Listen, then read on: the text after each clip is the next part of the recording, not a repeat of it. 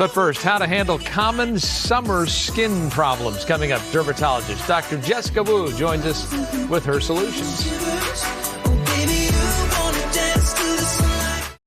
All right. Thank you, Mark. It is expected to be hot, as you heard, in Southern California. Coming up, we've got summer right around the corner. It's going to get hot. We know it. This time of year when your skin is vulnerable, though, to so many issues. Joining us with solutions to summer skin problems is dermatologist Dr. Jessica Wu. We're so glad to have you in here. Thanks for having me, Lynette. Inside, this is fabulous. Yes. Okay, a lot of people, even though you try not to get sunburned, you think you're putting on the sunscreen, and then you look in the mirror and you go, oh my gosh, I'm sunburned. What can you do after the fact? Well, it's important to remember that a sunburn is a real burn, so you really got to cool down that body temperature. So you can use cold, wet washcloths, or better yet, get some aloe vera, because aloe vera has natural anti-inflammatories. Then pop an aspirin or ibuprofen, because that'll help reduce the swelling, the redness, the burn. Yes. And last but not least, chug some green tea, because studies have shown that green tea, even if you drink it after the fact, can help limit the DNA damage from your UV rays. It's like green tea will help everything. It solves so many problems. Cure for all your ills. Who knew? All right, so if you do stay out of the sun, but you do want to get some sort of a tan and some color, everybody's talking about self-tanner, but a lot of times you get really splotchy. What can we do about that? So you have to remember that the reason that self-tanners work is that it stains the top layers of dead skin. So if you're blotchy, it means that you've got to slough off the dead skin. Best way to do that is with a self-tan remover. There are a couple of them out this season. I like Bondi Sands self-tan eraser. It's got urea to help dissolve dead skin. I've used it myself, put it on 5 minutes, and it really does take off the tanner. Or if you have any peel pads at home, like these by Pacifica, the Glow Baby brightening peel pads with AHA, BHA, hydroxy acids, use that to take it off as well. And this doesn't get on your clothes?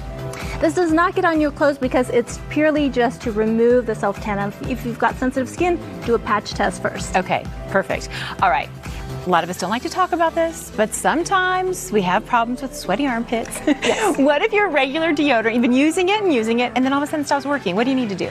So remember that deodorant controls odor, antiperspirant controls moisture. So if you're sweating through several shirts a day, look for antiperspirant and look for clinical on the label, like this one by Secret Clinical Strength or Dove Clinical Protection.